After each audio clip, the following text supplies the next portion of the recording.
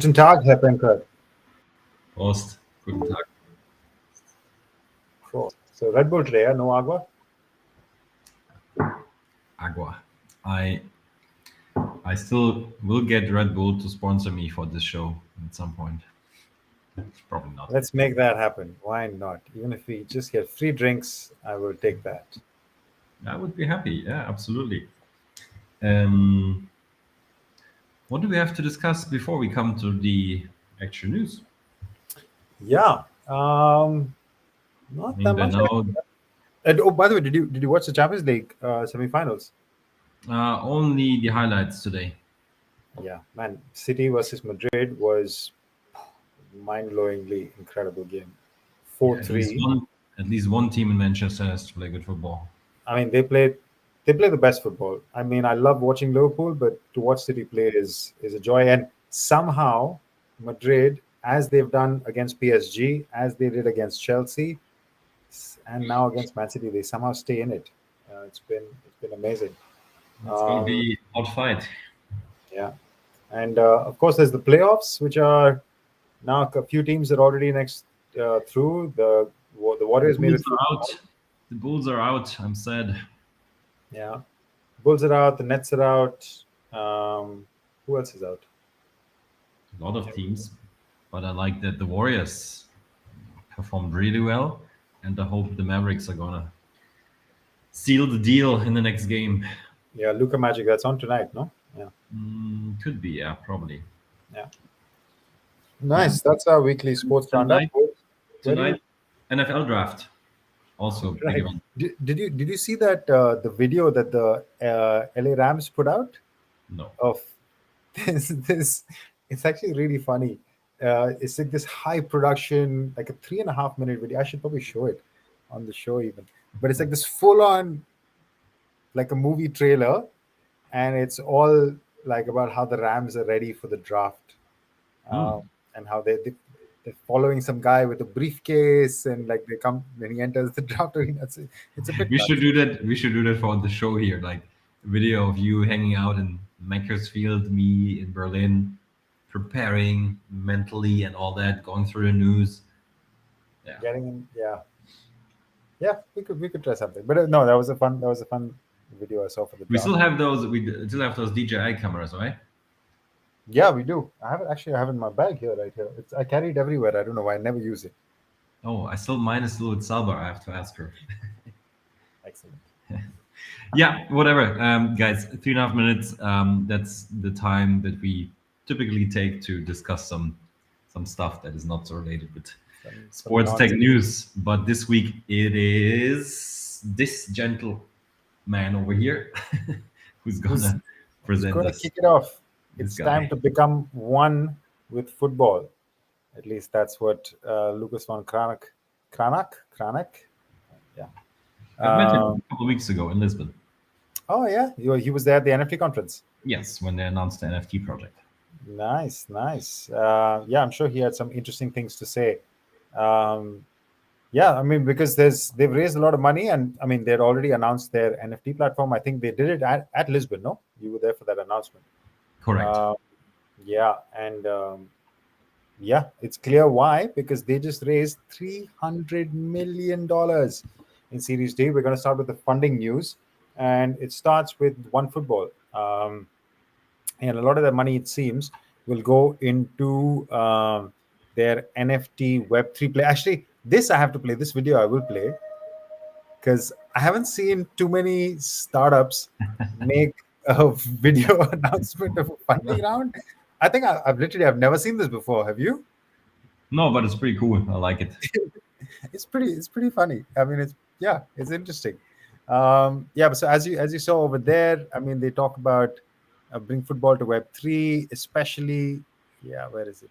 The new joint venture, OneFootball Labs, with some names you see over there: Animoca, Dapper, some big partners. So that's clearly a big part of the 300 million funding, because all those guys are investors in their funding round. So Liberty City Ventures led the round, and there's Animoca, Dapper Labs, some German companies, Senator Investment. I don't know the other names in there, but I love the name Quiet Capital. quiet, yeah, quiet capital. Yeah, I not think bad. it's pretty cool. Yeah, so I mean, huge. Obviously, it's come a long way. Lucas has 14 years ago. He started OneFootball. It's definitely been my favorite football app for the last, I don't know, 7 8 years that I've been using it, and 100 million users agree. So I think they're doing a fantastic job. Monthly, Moving right? on. Sorry. Monthly users. I mean, it doesn't Uh, say it here, but in other articles they say monthly, which is was it? Yeah. impressive. So, yeah, incredible. If monthly active users are 100 million, that is a very Before we impressive. come to the next news, number Uh, two, that is 300 million sports tech funding going to Germany. Go ahead. Hey, yeah, that is true as well. So Germany be rising up those rankings. Yeah, fair play. What is the next one? Okay, which is also coming to Germany. Hey, Ben, you're racking it He up got today. it. He got it. 130 million comes to Kinexon, which is Munich based, of course, Munich and Boston, but we'll definitely give the Germans the credit.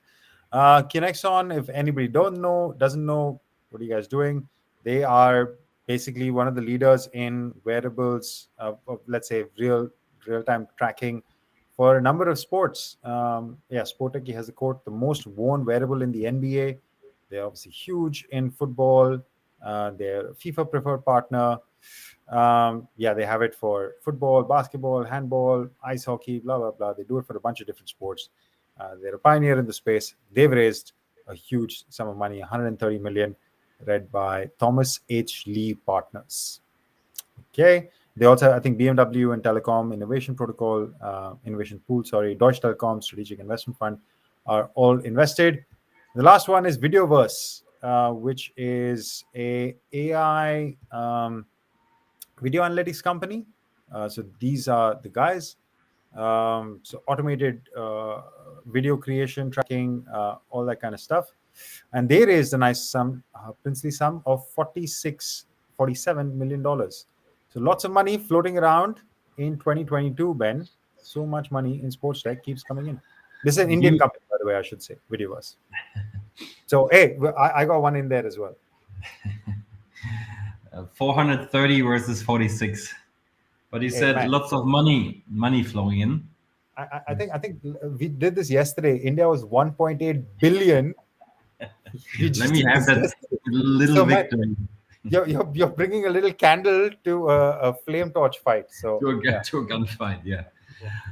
But you mentioned money flowing in. I got something else flowing in my news. That was Ooh. not a bad segue, right? I'm Hey, getting better at it. hey, Ben, dude, you're taking it all today. The Segway game, the funding news, man. Ben's on fire. On fire. So, and I feel a little bit, let's say, how do you say that? I don't know what the right verb for it is, but you talk about all these big funding rounds, throwing around the millions, and I talking about booze in stadiums, right? That's how we structure this. So I'm talking about TendedBar, which is a very interesting solution in sports tech, especially in the hospitality space. As the article from Sport Techie calls it, an automated cocktail pouring device.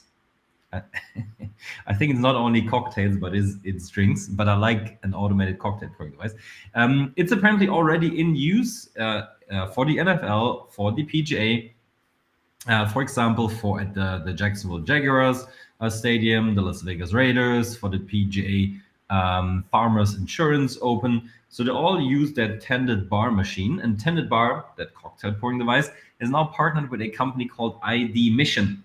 Because if you go to a bar and you get your automated drinks, you want to make sure that only adult people or the ones who are allowed to drink the booze actually get the booze. And I will quickly show you how this actually works. and I think it is pretty cool. So I'm gonna play you a video as well.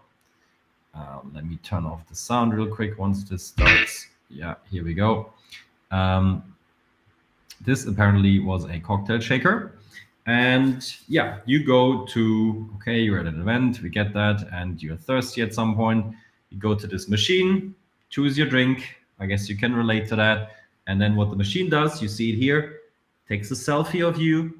What they don't show, they just mentioned in the article, you also have to upload your ID apparently. So they do a little, let's say, background check on you, compare your picture with your ID, and then you're good to go to, for example, yeah, get your Bacardi there, which still comes out in cups that are a bit on the cheaper end. Let's put it that way. Yeah, so apparently you want to avoid that someone drinks alcohol without being allowed to drink alcohol, actually. And this is why you have this machine. And you're smiling all the time. Do you enjoy the solution or me talking about it or both? Um, Or nothing? no, the solution first. I always enjoy you talking about things, Benjamin. That's why we do the show. Good, But good. no, the solution I found super interesting. Like, what if we have full on drunk face? Like, what if you know, bleary eyed and like, I mean, that would be really interesting. Like additional levels of tech. Like if it could see how dilated your iris is and say, no, you are too drunk to get another drink. Like that would be pretty fun level of use of this technology. Because the first of all, like just the idea of a robot serving me a drink or a machine serving me a drink, I found thrillingly exciting. I cannot wait for this day to actually try it out. But as you said, it's already been happening. I mean, we saw it at the PGA event. I think it was last month, and they've been at some NFL stadiums a while. So yeah, I cannot wait to try it out. Seriously, yeah, we have to They get it. should build in this device. I don't know what you call it, which measures yeah how much alcohol you have in your blood. Yep. Yeah, and alcohol meter? No, what is it called? Breathalyzer is when they do it from the breath. But Yeah, I yeah, mean something like this. I don't know. It yeah, would be fun. it would maybe be. maybe not so good for the revenue side though. So maybe they leave it out for a Like, bit. come on, you can have two more drinks. Let's go. Yeah, I wonder Uh, what your segue is from a venue and drinking to your topic. to my topic, that's easy. It's all about more sports in the city. Speaking of venues, because the French want more sports in France, and especially Macron. No, okay, that was a bad segue. It was pretty bad actually. But but actually, this is my favorite story of the week because basically, actually, I should scroll down so you can see the headline of the story. The French president, Macron, who was recently re-elected, of course, earlier this week, um, as one of his, say, election topics, spoke about hosting more esports events. Now, France, obviously, Paris is hosting the Olympics in a couple of years. But as part of that, French president, and I will go to his quotes straight away, not to waste any time, to promote country as the country for video games, promote France as the country for video games. Macron has expressed that it's a great video games nation. Video games are an important part of French cultural, soft cultural power and our country's image around the world. And finally, I'm not forgetting esports. He goes on to pay kudos to a couple of teams. And it is up to us to take full advantage of establish a link between the world's Olympiads by hosting the world's greatest esports events ever. CSGO majors and Worlds of League of Legends and Dota 2.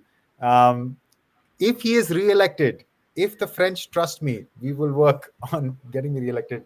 This is also the influence. Basically, a president used esports to try to get himself re-elected. How cool is that? I love how far we've come. Also, the last line of the story before you jump in, Ben. However, the fact that esports is recognized by a French president is certainly heartening. However, many are still skeptical about Macron's plans to bring esports to the forefront, claiming he is merely pandering to the youth of the country, which I found quite. That's great. The French president is saying, "Come play some esports with me and make me president first, please."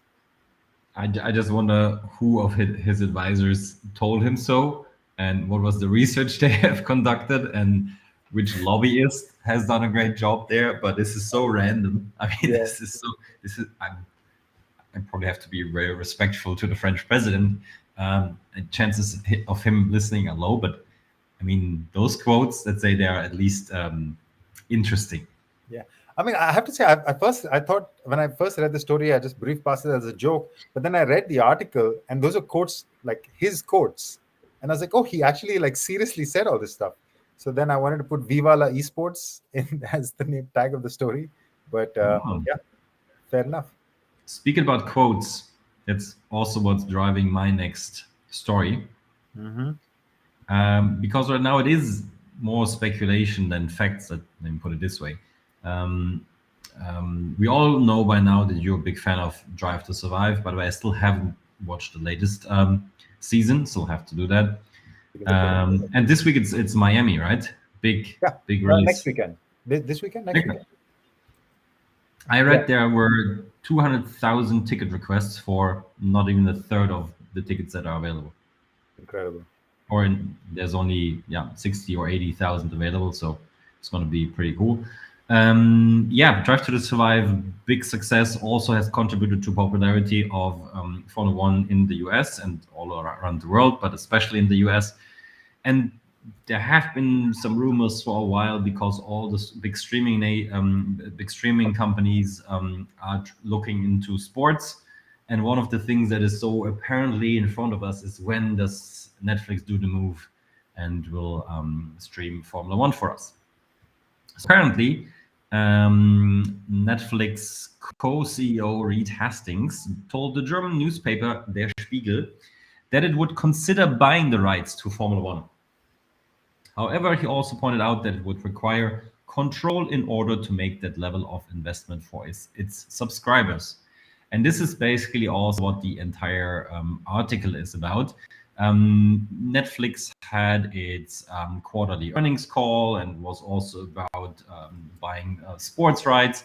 And the big point that was made by the other CEO of Netflix, Ted Sarandos, was they could imagine that, but it would also need to, of course, pay back for it. So the big question is, the huge amount of money that they have to spend to get those streaming rights, would that come in on the other hand, on the other side, on the subscriber side? That's the big story. And connected to that question, another topic was open in the article that at some point, inevitably, Netflix will introduce a second tier of subscription that will also have advertisement. So a bit like YouTube right now, probably not entirely for free to watch, but there will be a subscription that is cheaper because it has advertisement, which nobody's looking forward to. But if you pay for it, then you don't have to watch it. Long story short, we still don't know if Netflix is going to go for these rights. Would be a good story, but in the end, it all comes down to the good old money that has to be made with it. Would you like F1 to be on Netflix, Ron?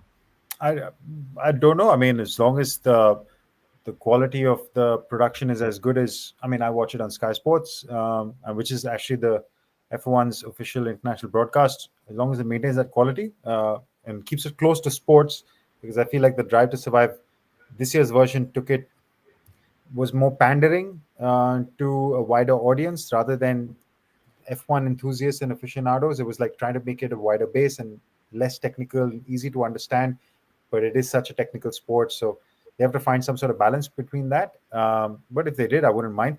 But just quickly to add, I wanted to ping you this graphic earlier, but I forgot to. So I'm going to add it here. This was a nice little graphic I saw on Twitter about how Netflix's revenue is distributed. So basically, or this is basically to say that Netflix has the money if they want to, because on a 30 billion Mm. revenue that they make, they have 6 billion sitting as profits. This is from last year's financial year. So they make a nice chunk of change, and which is why also I was surprised to see that they have produced content is $4 billion that they spend on it, which is why we see so many high value shows and high production movies coming out, Oscars and Emmys and stuff from Netflix. So there, and it's still not that much compared to their overall licensing or the overall streaming revenue. So they could spend more. So yeah, they have the money if they want to go down this route. So it's just about whether they think it will be, as you said, they'll get the return. I'm just shocked by the news that I'm reading there. Have you seen that? Which one Raiola is hospitalized? Oh yeah, I didn't see that news as well. in a critical condition. Oh shit. Yeah, I didn't see that. Well, I can't say I care too much for the man, but of course, hope that he recovers well. I mean, Yeah, because absolutely. Didn't hear about that before. Yeah. anyway, so that's just a side note to the F1 story. Yeah, it just feels like they keep talking about it, and they keep getting asked about it, which is why they have to talk about it. It's a weird news story which keeps fulfilling itself, but maybe we're getting one step closer. Yeah. Speaking of streaming, from one streamer to another, we're going to go Speaking from, about deep pockets. yeah, speaking about deep pockets, we're going to get into the zone, because the zone is apparently getting into betting. And this continues a big trend of, I think, again, if anybody was here who watched our webinar yesterday, which we did for our reports, we talked about sports betting in the US and the momentum that it's gathering. And one of the big outcomes is that everybody and their uncle is launching a sports book. Well, DAZN is the latest uncle.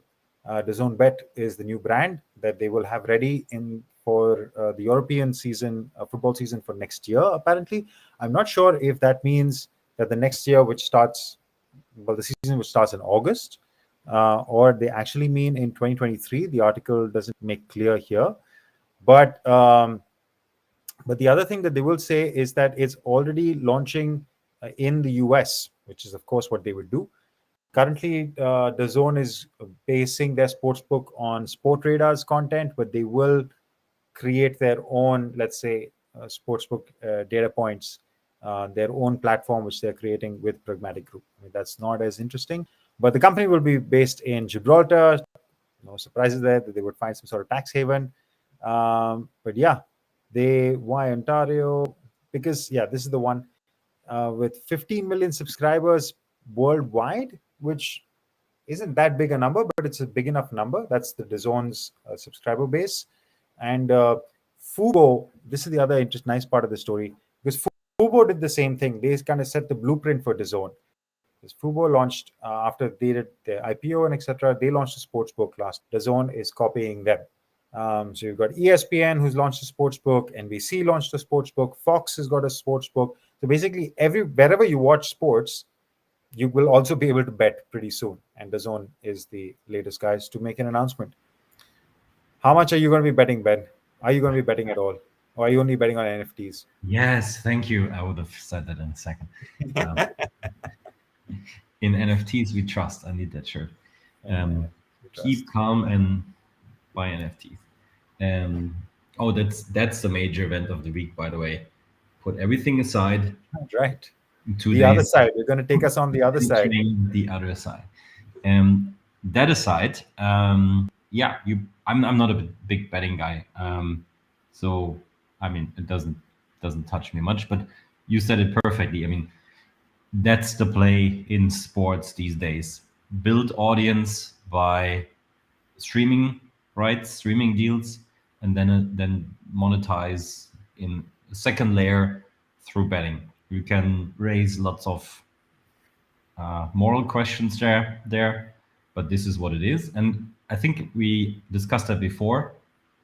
I'm really wondering if all the tech giants are gonna join the journey as well.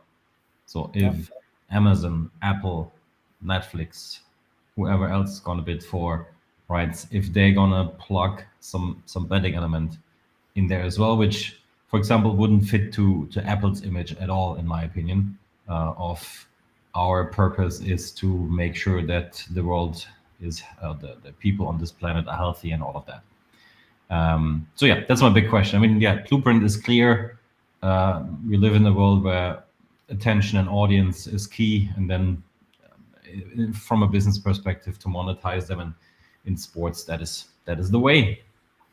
Yeah, you know what my big question though, Ben, is where is Pedro Moutinho? We have come to the end of the show, and Pedro is not here. Pedro, I hope we haven't scared you off. Where are you, my friend? Yeah, Pedro, if you're listening to us, please give us a sign that you're still okay. Yeah. Otherwise, before we send out search parties in China and Portugal. Yeah. Do you know what? What?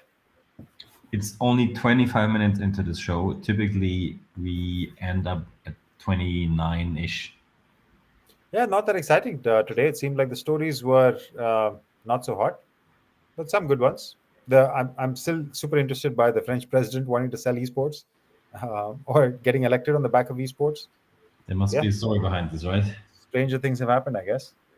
Yeah. What else is happening on the weekend, sports-wise? Any big decisions in the league? I mean,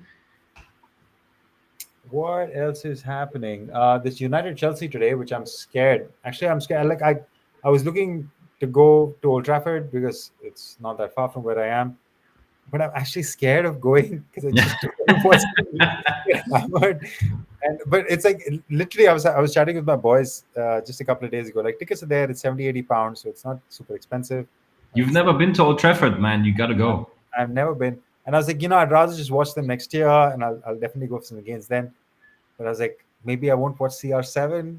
I don't know. It's a horrible, horrible thing. I hope he's still there with No, Ten Hag. seriously, I think you should go.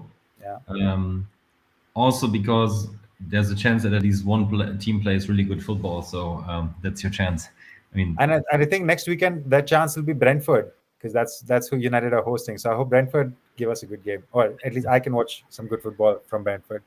yeah. So if you ask me for my opinion, I think you should go. I think I will go as well. I just have Uh-huh. to sort it out. Sweet. Then we're Yep. done for today. Pedro did not check in, which Nope. is all right. Maybe he has a week off. Next week, hopefully he's back. Yep. All right. See you guys. Cheers.